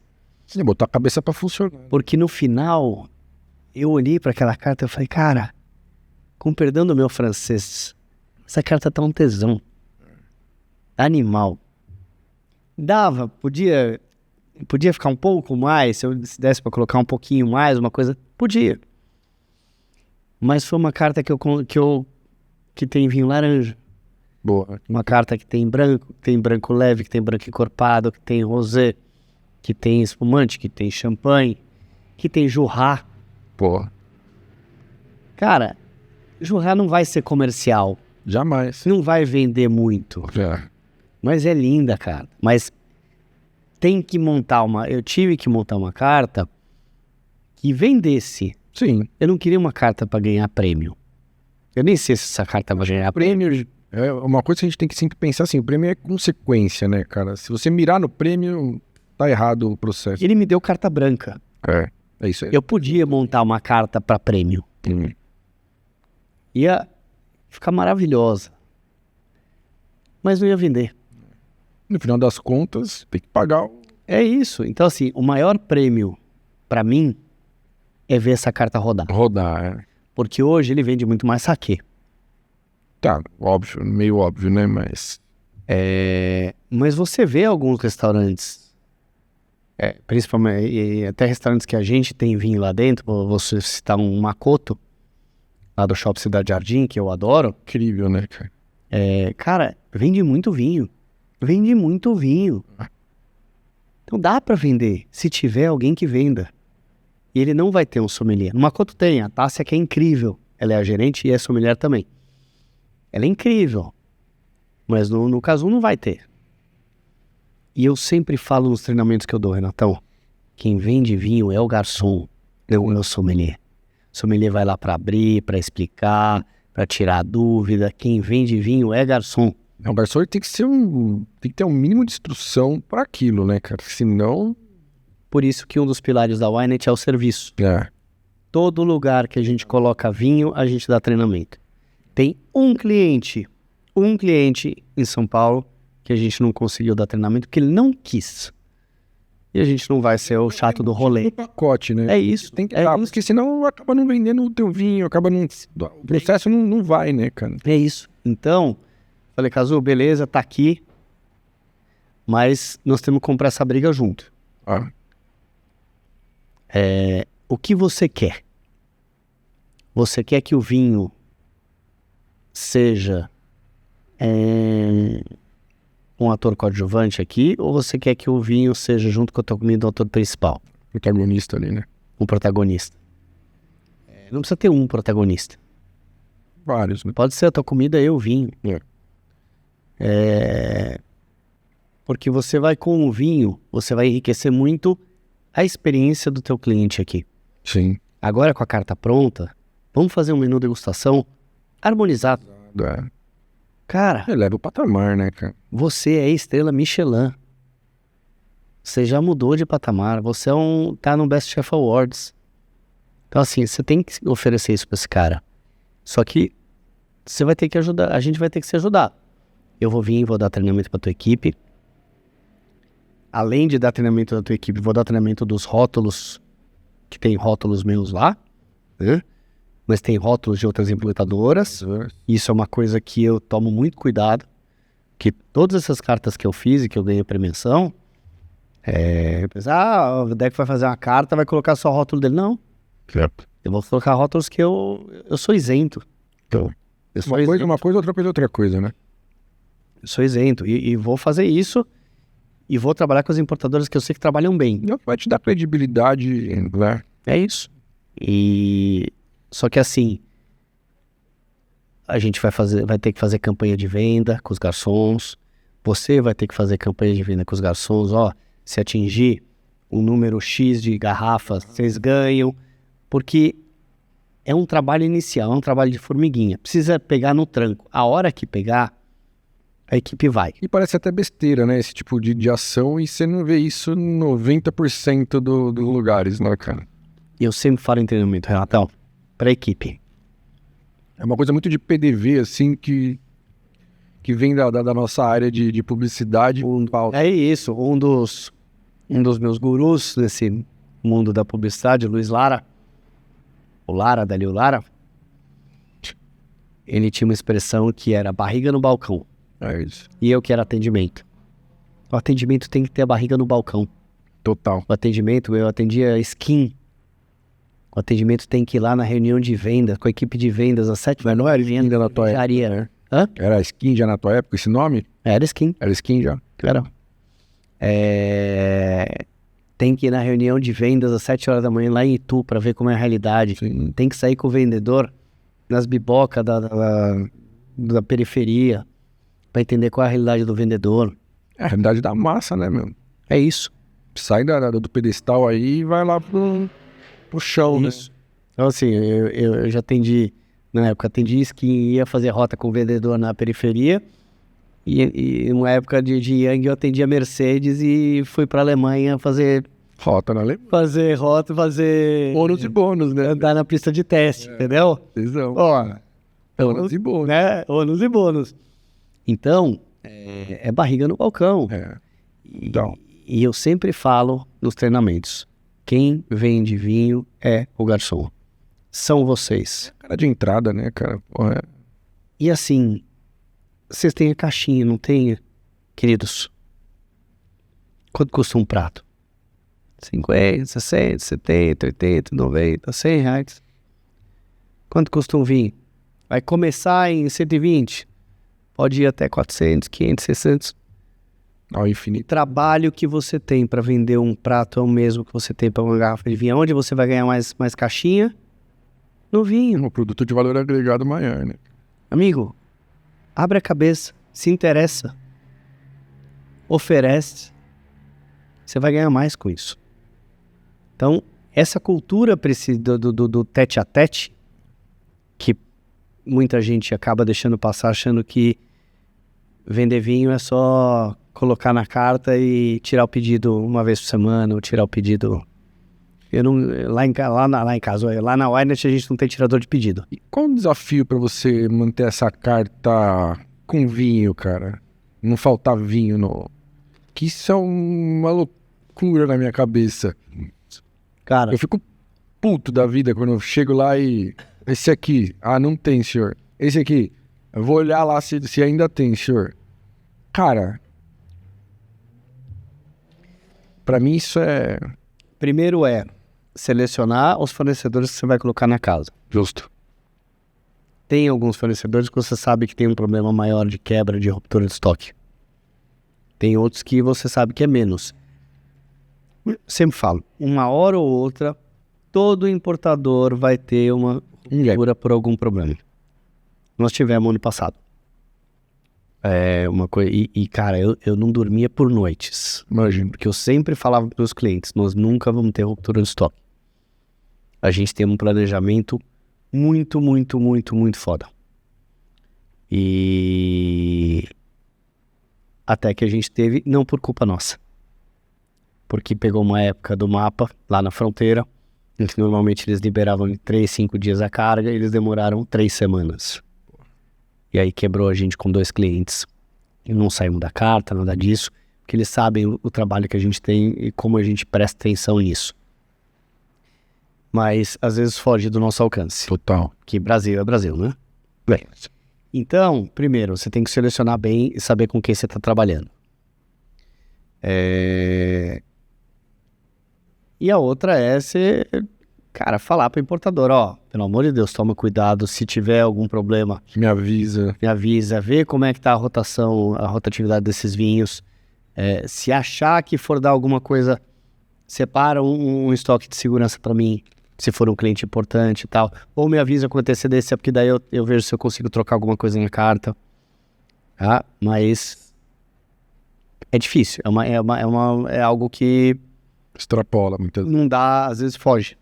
Foge do controle da importadora, foge do controle de quem monta a carta do vinho, foge do controle do restaurante. Mas o restaurante podia reimprimir a carta ali também, né? Depende da carta, né? Se for uma carta, uma paginazinha ali, é mais fácil. Tem cartas que são super elaboradas e você tem que imprimir a carta inteira e não só aquela lâmina, e tem que imprimir para 15 casas, entendeu? Sim. E com um grupo um pouco mais complexo, né? Aí o bicho pega. E a Winit, como que tá os planos aí pro futuro? O que vocês têm no horizonte, assim, de loucura, de falar, pô, vamos almejar isso e... Renatão, a gente tem muito pé no chão. Hoje a gente tem um portfólio com 70 e poucos rótulos. Argentina, Chile, Espanha, Portugal e Brasil.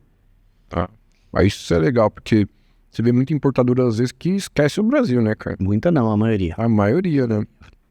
Teve uma época que na época, não sei se você vai lembrar, da salvaguarda, que o mercado brasileiro quase deu um tiro no pé.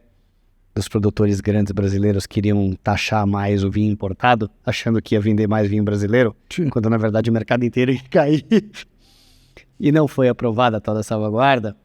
Criou-se um acordo entre importadoras e alguns produtores nacionais de que os principais importadores nacionais iam ter o rótulo nacional no seu portfólio. Fizeram, e isso não durou 6 meses. A maioria falou, não, chega. E no nosso portfólio a gente, desde o começo, desde que eu entrei, a gente faz questão, a gente tem a Audace lá, que é um projeto super premiado, que o enólogo é o Alejandro Cardoso, que é o enólogo daquele projeto Sacramentos, daquele vinho Sabina, e aqueles fumantes estrelas do Brasil. É um baita enólogo e um projeto lindo. Então a gente tem Brasil, Chile, Argentina, Espanha e Portugal. Tem Itália chegando agora. Legal. Eu adoraria ter um portfólio de 300 rótulos. Adoraria. Você tem Borgonha? Tenho. Tem Brunello? Tenho. Tem Bordeaux? Tenho. Tem Barolo? Tenho. Mas chegar lá... Adoraria ter Eslovênia. Adoraria ter Grécia. Mas tudo no seu tempo. E tem que ter pé no chão. E um passinho de cada vez, né, cara? É isso. Então a gente tem hoje 70 e poucos, a gente vai chegar à Itália agora. Tem um planejamento aí para agora atacar um pouco de França, talvez fazer um consolidado, mas a ideia é crescer organicamente, naturalmente. E com parceiros também que dão match com... É isso. A gente deixou de trabalhar com um parceiro do Chile porque não era parceiro. Só queria saber tirar pedido. Na hora de apoiar a gente, mandar o enólogo para cá fazer eventos, tinha. Só aparecer para cobrar volume. Tá. E a gente deixou de trabalhar com eles.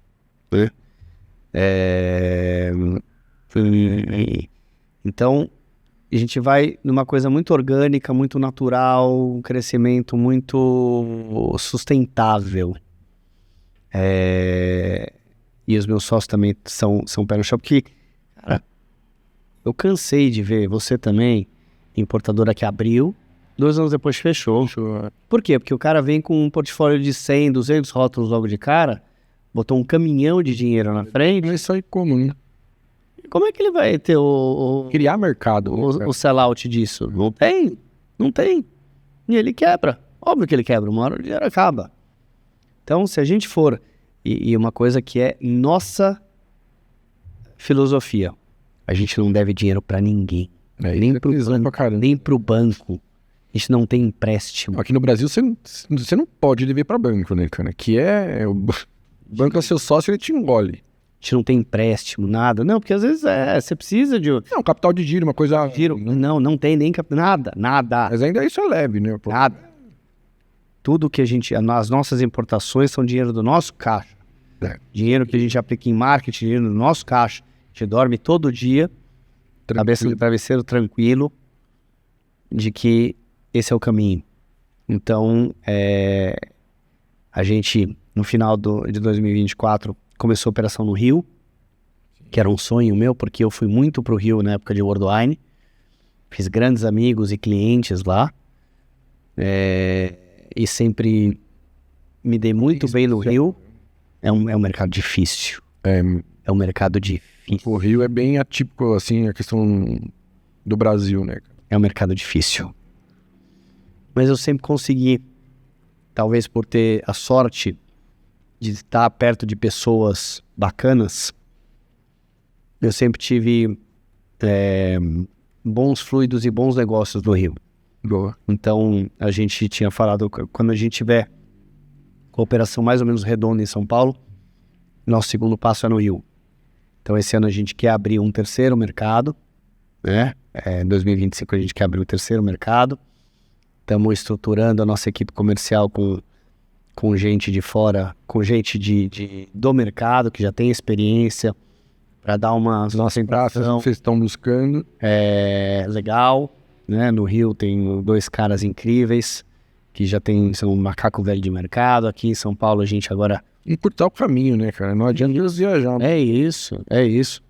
Então aqui em São Paulo a gente está com uma pessoa também já bem experiente em mercado, que está começando com a gente, para dar esse punch que a gente precisa, porque até então era muito usar o nome do Deco aqui, importador do Deco, traz o Deco junto, não sei o quê. Mas uma hora você acaba tendo um limite ali, né? É isso. Então assim, precisa criar braço para poder abraçar mais, né? Como é que você vai crescer? Sim. Abrindo a tua base de cliente, não ficando com os mesmos clientes, né? Uma hora aí você tem um cliente grande ali, esse cliente que não dá problema ou cai, teu faturamento despenca. Quanto maior a tua base de cliente, Precisa pulverizar, cara, não adianta. menor vai ser o impacto de um cliente grande. Sim, com certeza, né? Então a Ynet, a gente tem esse crescimento muito pé no chão. E sempre dá valor pros pequenos, né, cara? Uma coisa que eu aprendi na vida são os pequenos que geralmente te sustentam, né, cara? Demais. E muito pé no chão, mas, cara, crescendo bastante e felizes e com uma coisa que pra gente é essencial, pós-venda. Tá. Serviço. Total. Treinamento, wine dinner, acompanhamento, vai levar o cliente para viajar, faz isso, faz aquilo. Então, cara, E o que muitas empresas, não só do ramo do vinho, negligenciam, né, cara? O pós é um calcanhar de Aquiles em muitas áreas, né, cara? E aí o Deco chegou no R7, como é que foi essa doideira aí? Cara, o R7 foi Voltou pra tua essência do blog, né, cara? mais ou menos isso. Logo que eu fui pro mundo do vinho 100%, eu tenho um grande amigo que trabalhava na R7. Falou, Deco, quer ter um blog aqui? Quer trazer o seu blog aqui pra dentro? Ah, beleza. Ainda como eu no Deco, ele passou pro R7. E aí eu comecei... questão de trabalho, Wines of Argentina, não sei o que, não conseguindo ter muito tempo pra atualizar, não sei o que. Eu falei, gente, melhor, vamos deixar pra trás, vamos deixar de lado e beleza. Deixar off aí, porque... Isso lá em 2012. E aí, esse amigo meu saiu do R7 também, foi fazer outras coisas, não sei o que. Aí recentemente ele voltou e eu procuro sempre trazer muito conteúdo no meu Instagram. Poderia trazer mais, poderia me engajar mais, ou estar mais ativo, mas eu não tenho tempo para isso, até falo. Mais 24 horas no dia. É isso, aí não é onde eu ganho dinheiro, não ganho dinheiro. Eu ganho 0 dinheiro no Instagram, 0. O Instagram tá lá pra eu fazer o que eu gosto, que é falar de vinho e dar tempo pros outros. E aí ele falou, Decão, tô de volta pra R7, vamos retomar o blog? Reativar. Olha, vamos. Um outro momento de vida, uma coisa um pouco mais... Agora com mais nome, com mais conhecimento, com mais muito punch, mais né? conteúdo pra poder... É isso. E acho que Voltou quando? voltou faz um ano e pouquinho. 2 anos. Um ano e pouquinho. Ano e pouquinho. Eu recém renovei o contrato. Então foi uma coisa que pra mim foi bacana, porque é uma marca, é o segundo maior portal em termos de acessos, né? É um grupo, baita grupo, é Record e tudo. E então acho que tem sido bacana. Eu tenho publicado, me policiado para publicar pelo menos uma vez por semana. Às vezes falha. E às vezes eu preciso me forçar a escrever. Às vezes eu preciso falar, cara, eu preciso escrever. E não tem nada, não sei o que, eu vou fazer alguma coisa. Então, por exemplo, semana passada não. Eu queria muito escrever sobre Chenin Blanc, Chenin Blanc. que é uma das uvas que eu mais gosto, junto com Riesling e com Cabernet Franc. Tô pra ver um sommelier que não gosta de Riesling, velho. Chenin, Riesling é vida. É incrível, né, cara? Eu digo que Riesling Nectar. em alemão significa felicidade. Felicidade, né? É. Não vou fazer essa tradução no Google, por favor, hein? Não é. Até eu falo alemão, né? Então, o pessoal sempre brinca porque acha que quem me conhece sabe que eu falo alemão. Fala, é verdade? Eu falei, não, é uma... Segura-se. Não, Cara, eu acho alemão uma língua muito doida, cara. É difícil. É. Difícil. Meu filho pena, porque ele tá estudando no mesmo colégio que eu estudei. E ele pena. Ele tem o mesmo ódio que eu tinha de alemão. Mas depois ele vai... Depois ele vai dar valor. Eu quando fui atender Mercedes-Benz na Yang, o alemão contou. Com certeza. O alemão contou. E... Facilita o relacionamento, né, com o nativo. Total. Eu gosto de língua, tudo. É uma coisa que eu gosto. Eu gosto de idioma. E aí eu falei, quer saber?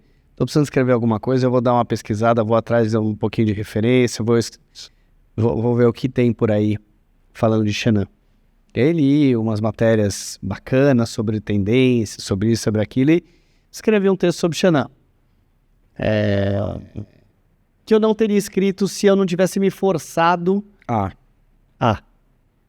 às vezes a gente precisa, né, cara? Que você... Então, às vezes...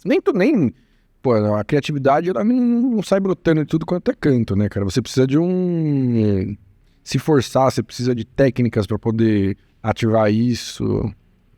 Então, eu acabei escrevendo um texto sobre Chenin e aprendendo também, e vendo, enfim. Então, às vezes, é legal porque ele me força a ir atrás de algumas coisas que o dia a dia talvez me deixassem passar desapercebido, sabe? E assim, sempre tem uma informação que vai te agregar em algo, né, cara? O mundo do vinho é incrível justamente por causa disso. Por mais que você entenda de alguma coisa, sempre tem algo pra você aprender, cara. Sempre, sempre. E é uma safra nova, né? Um terroir que tá testando uma uva nova. Isso é mutável, totalmente incrível, né? É isso. Cara, o vinho... Por isso que a gente tava falando que não dá pra parar de estudar vinho. Jamais, E o que o Deco tá bebendo?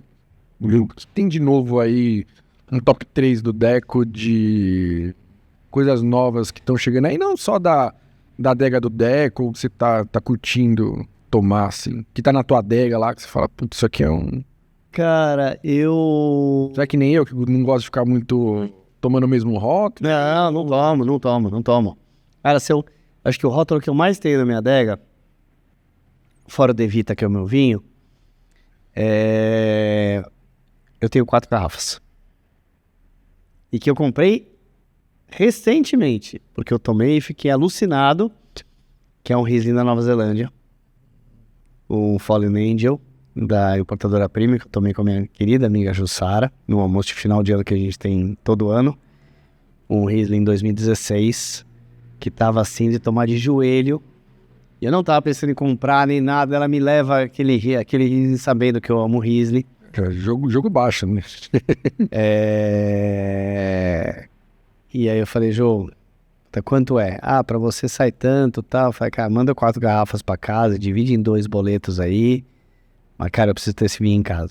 Então, assim, não fosse isso, acho que o que eu mais tinha em casa talvez fossem 2, 3 garrafas. Então, eu não tenho coisa repetida. E hoje em dia, Renatão, eu posso falar que eu sou um homem branco. Tá muito... Dá pra ver, né? Mas eu nunca achei que eu fosse me tornar essa pessoa. Nem eu e nem minha mulher. A minha mulher, quando eu conheci ela, a gente tá junto já há 8 anos, pouco mais de 8 anos. Só tomava vinho tinto. Vinho branco, vinho branco. Não, vinho branco não. Hoje, vamos jantar, vamos sair pra jantar, vamos. Putz, o que você vai levar? Não sei, tô pensando, que branco você vai levar? Ela já pede de cara. Aí você pega alguns brancos mais encorpados, porra, você navega por qualquer tipo. Mas mesmo leve, ela se deixar, ela só toma branco hoje.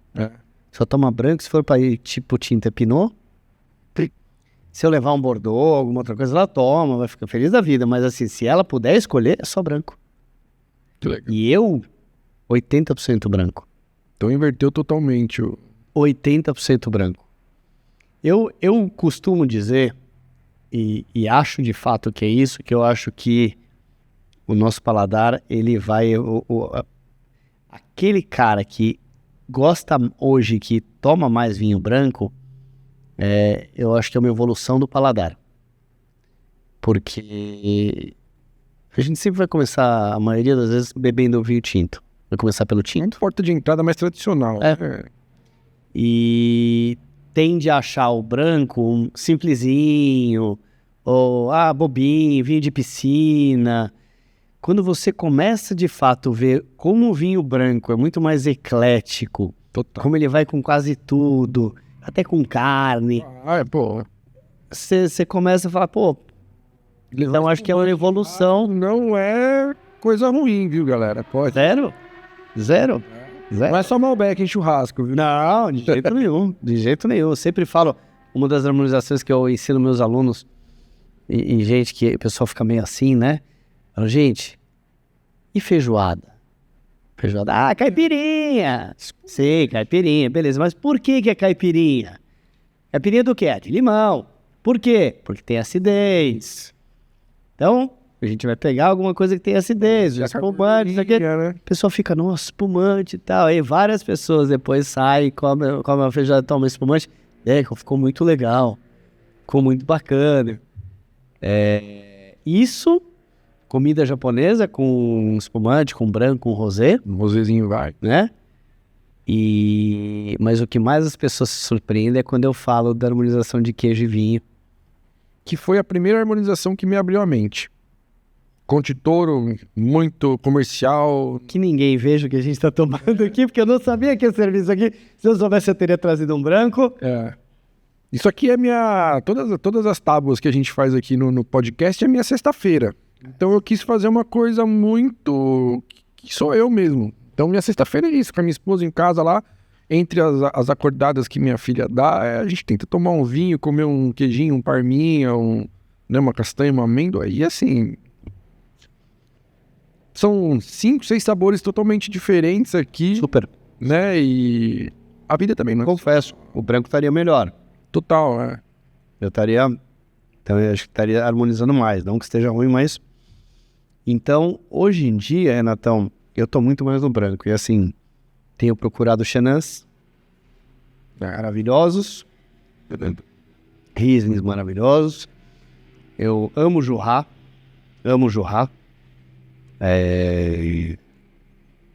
E tenho tomado blends muito bacanas, brancos. Eu te falei um que a gente traz, que é o Projeto Hermanas. Eu recentemente,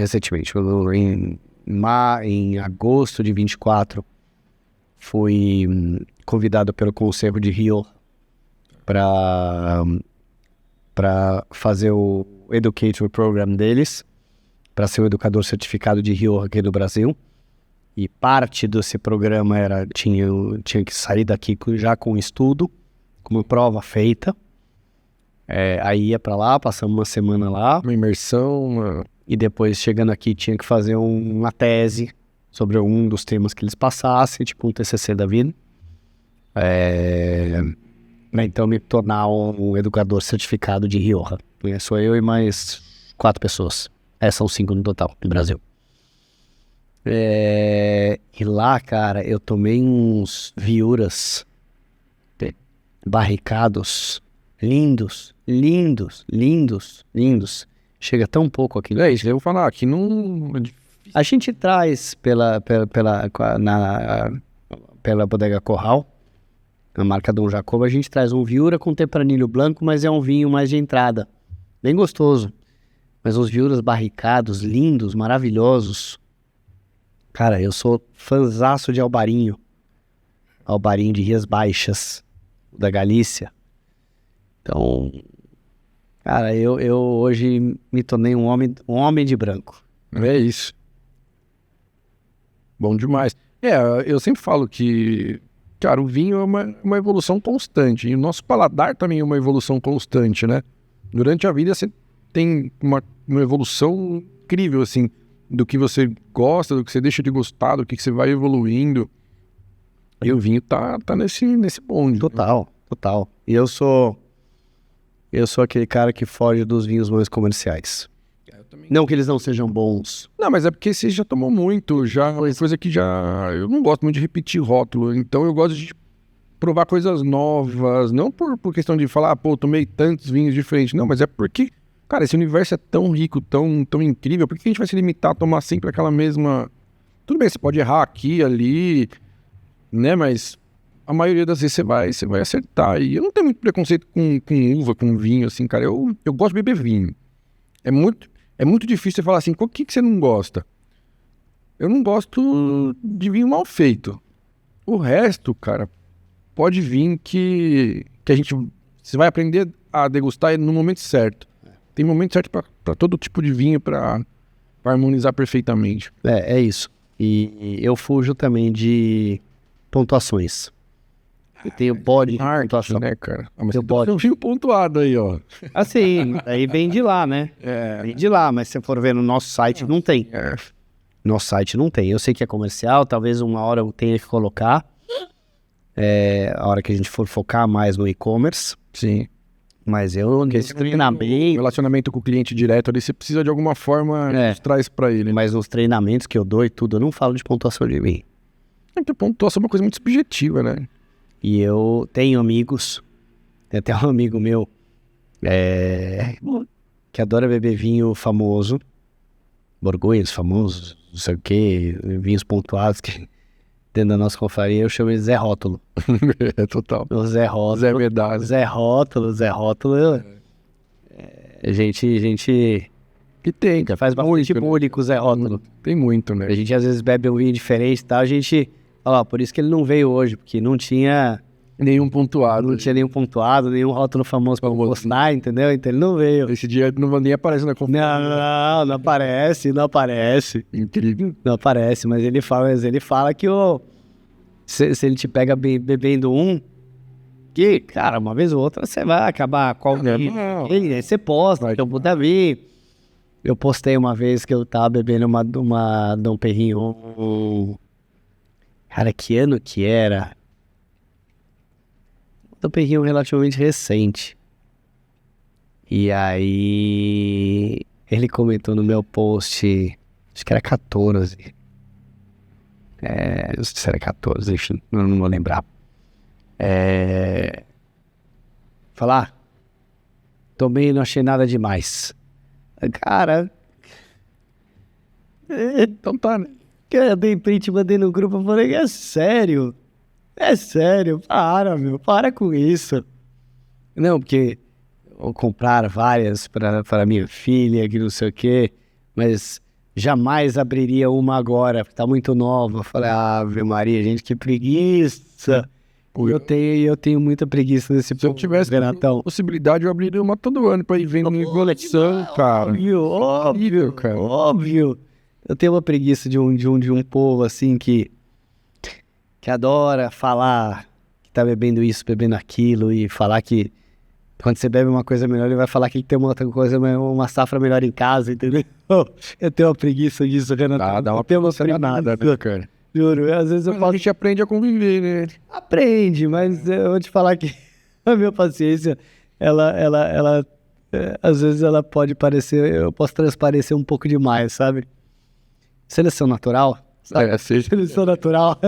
Justíssimo. Deco, pra gente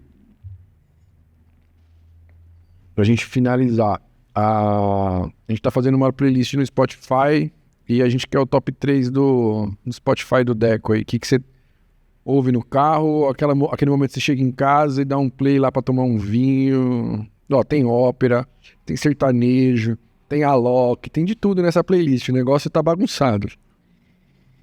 Cara, eu vou... Talvez eu Tem o que, produção? Lenin, tem de... Lenin? O que é Lenin? Eu também não sei, mas a gente vai descobrir ainda. Ó, eu vou talvez surpreender muita gente. Eu sou pagodeiro e sambista. É bom demais, cara. Eu adoro samba, mas eu gosto muito de samba mais um pouco mais raiz. Assim. Sim. O pagode não é pagode mela cueca. Eu gosto de pagodinho também. Não é mela cueca, tá? É pagode tipo Jorge Aragão. Bom, aí é Jorge Aragão. samba, né? Jorge Aragão. É aquela história, né? Por que o Zeca Pagodinho toca samba e o Exalta Samba toca pagode? Vai saber, né? Isso aí é o nome da cabeça da galera. Então, viu? Cara, eu gosto muito de fundo de quintal.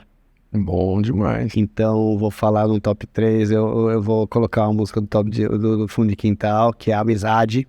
Essa é clássica, né, cara? Eu acho que além de ser clássica e da melodia ser... Eu adoro música, toco violão e tal. Quer dizer, eu brinco com violão, mas eu sempre gostei de música, adoro. Cara, isso é uma coisa que eu sempre tive vontade e nunca tive aptidão, cara. Música é um mundo à parte pra mim, assim. E eu acho que a letra dessa música é incrível. É incrível. Fala da amizade. Então, a amizade do fundo de quintal. Cara, eu gostei dessa. Foi surpreendente. Me pegou de calça curta aqui. Pô, eu tava no Spotify agora que a gente tá gravando no fim do ano, mas vai tá em comecinho de 2025. Tem uma reprise ali, pô. As top. Então, O meu Spotify tá dominado pela minha filha, é só música que ela gosta. Eu vou mandar uma internacional que eu gosto bastante, que alguns cantores já regravaram, mas eu vou falar na versão dele, do Phil Collins, que é Heaven. A música tá linda também, né? Assim. Eu acho espetacular essa música, eu adoro essa música. E então fui para 2 bem comerciais e vou para um que eu vou puxar a sardinha um pouco para os amigos, né? Que eu preciso ver se o nome da música é esse, mas que é Inimigos da HP. Tá, isso é... E tem o Gui, que é um dos integrantes, é amigo. A mulher dele trabalhou comigo em agência. Você pode só cantar um pedaço, fala o trecho que depois a gente acha. Eu acho que chama-se Toca um Samba Aí. Tá, toca o samba aí que eu vou me apaixonar. Exato, olha lá, sabe? Pô, essa daí é a minha juventude, né? Eu tinha cabelo nessa época aí. É isso. Tava bem melhor do que... Se é top 3, é esse. Se fosse top 4, eu ia meter um axé aí no meio. Top 5, vai. Manda. E Saudade, do Jamil. Tem mais uma, então. Vai. E Saudade, do Jamil. E essa que é clássica, que pra mim é o hino da Bahia, que é a Baianidade Nagô. Essa é incrível também, né, cara? Então, vamos lá. Tinha que ter uma internacional aí no meio, mas eu sou da música brasileira. Eu sou da música brasileira. Fechou com chave de ouro, né? Pô, queria agradecer imensamente. Pessoal, a gente vai colocar... Era pra ter falado isso antes, mas o papo tava tão bom, acabei esquecendo. Então tem o QR Code aqui pra você seguir a gente no Instagram, o Deco, o iNet Club. Então todas as redes vão estar disponíveis aí pra vocês. Só apontar a câmera do celular no QR Code correspondente. Segue todo mundo lá, informação legal, bacana. O Deco tá sempre postando coisa nova. Não deixa de seguir, que vale muito a pena. E, cara, brigadão demais por topar participar dessa brincadeira aí. Foi legal demais. Um vinhaço argentino aí com Cabernet Franc, Malbec. Bem gostoso mesmo. Que bom. Faltou um pouquinho deixar ele um pouquinho, uma temperatura um pouquinho... não, exato. Mas eu aprendi a apreciar o vinho de todas as temperaturas, dá pra ser feliz. Foi meio no improviso de trazer, que me caiu a ficha, eu falei, putz, vou levar um vinho e... ele tava lá dando bobeira. Eu teria trazido um branco. Se ele tivesse gelado, eu teria trazido um branco. Se tinha uma tábua meio... Aí mais ainda. Mas foi incrível, obrigado pelo convite, foi maravilhoso. Sempre que quiser, para os projetos futuros que nós conversamos aqui. Com certeza. Cara, conta comigo, porque tudo que for pro bem do vinho, tudo que eu puder passar de conhecimento, experiência para frente, que eu possa ajudar. Histórias, né, cara? Essas histórias que às vezes fazem as pessoas entrarem e querer saber mais. E eu acho que isso que importa. Né? Super. É tudo que tá ao redor do líquido É isso. mais importante do que qualquer coisa. É isso. Obrigadão, saúde. Então, saúde pra nós. A nós. Cheers. Valeu, gente. É isso.